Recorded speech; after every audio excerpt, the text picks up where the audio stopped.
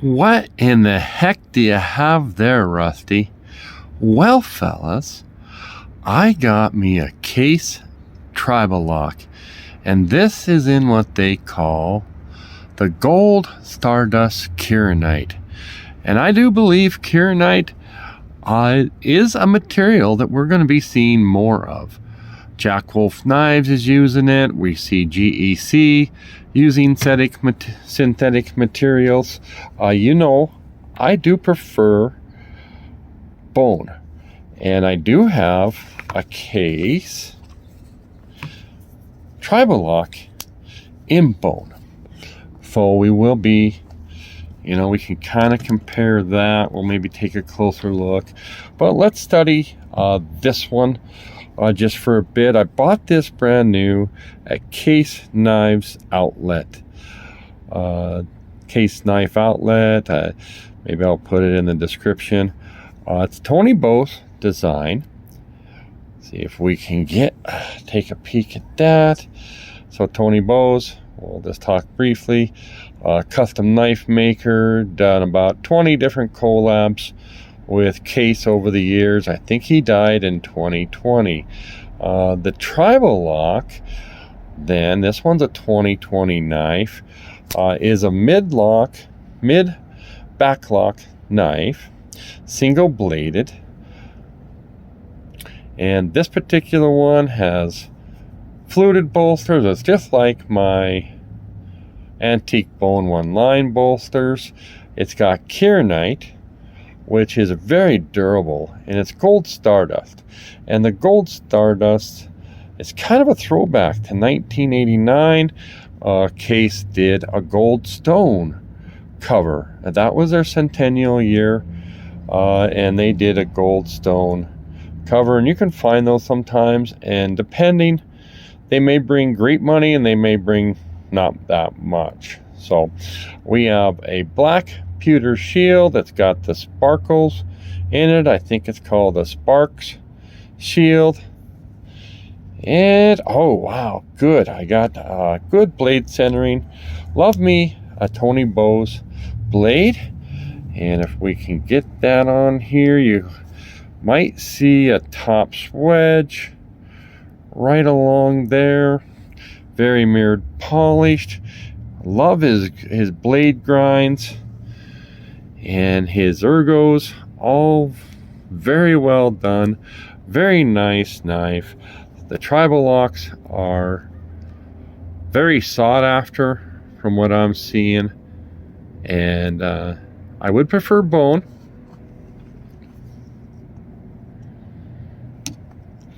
But these are hard to find, and they bring varying prices. Right now, we're in September of 2024, and man, I see some of these going for all kinds of money. At least 120, I think, is kind of a starting price. So now, I should try this. This one's kind of cool. So, sure. All right, I am able to. That was close. There we go. Well, this one has an easy break. Once it breaks, this one right here, you need to push it to lift that spring, and it's got drag here and snap. This one doesn't have that. I don't know if that's it's got some snap. So anyway, we're looking at the bone versus Kirinite. So bone is going to be more obviously a natural, and you're going to get differences. Kirinite, of course, is synthetic, and just a simple fact, you won't get it's too impossible to see where every little sparkle is on the next Kirinite. But Kirinite's going to be, when they work with it, it's going to have less rejection. That means it's not going to crack, it's not going to break. If you punch a pin in here, the chances of it cracking, that's going to happen. Those kinds of things. If you drop this, You can get it. How many times have you looked on the used market and seen a knife missing a section of bone? So that's what we're looking at. One's kind of classy, one's kind of flashy. So we'll bring out a couple more options in Kirinite just so you can see. Oh, and this is a Case-Bose sway back. I got this one from KnifeWorks, I want to say. So, and you can see what he does with the swedge on top and the grind. I'm talking about the plunge grind right there. The ergos. So kind of a fun pair here. Just got done watching Rasputin's Castle the other day, and he talked about how many knives does a guy need. And what we have here would be a nice knife for just detail work. Just that fine type of work. This is a small knife. It goes right in your fifth pocket, and you could carry this. And then this is going to be your EDC on the verge of being a heavier type knife.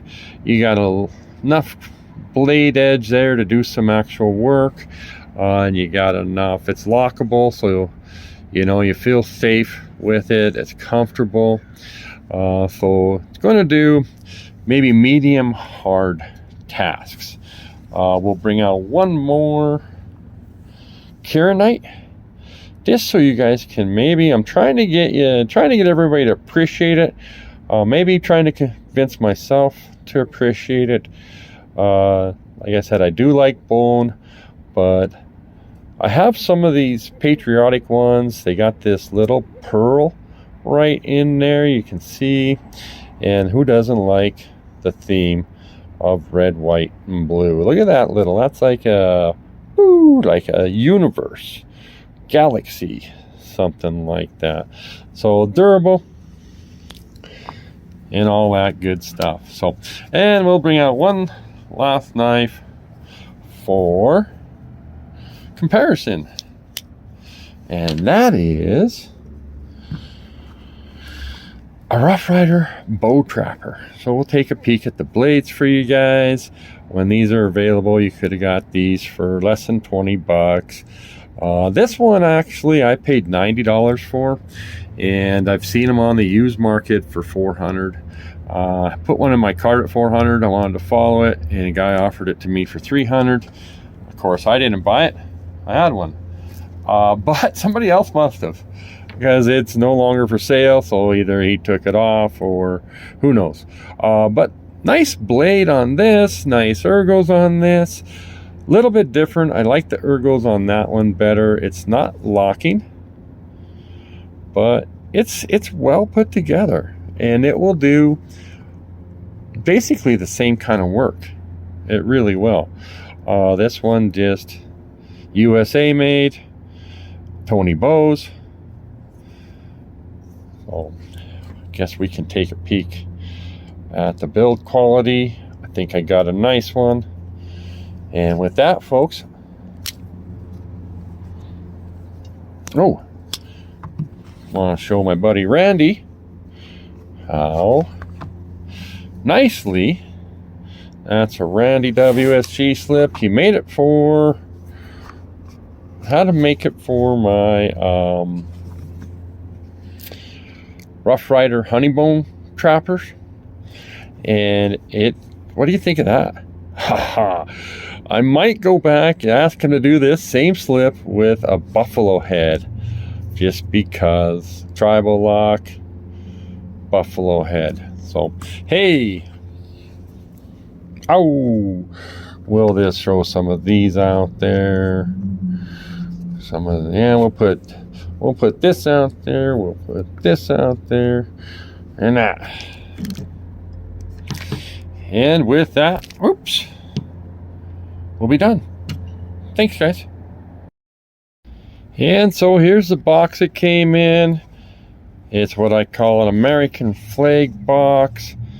And there's a number. It is Gold Stardust 1029 of 20. So it's 4 years old. Got it brand new. So must have came wrapped. Obviously I would have had this open already. Thanks for joining me.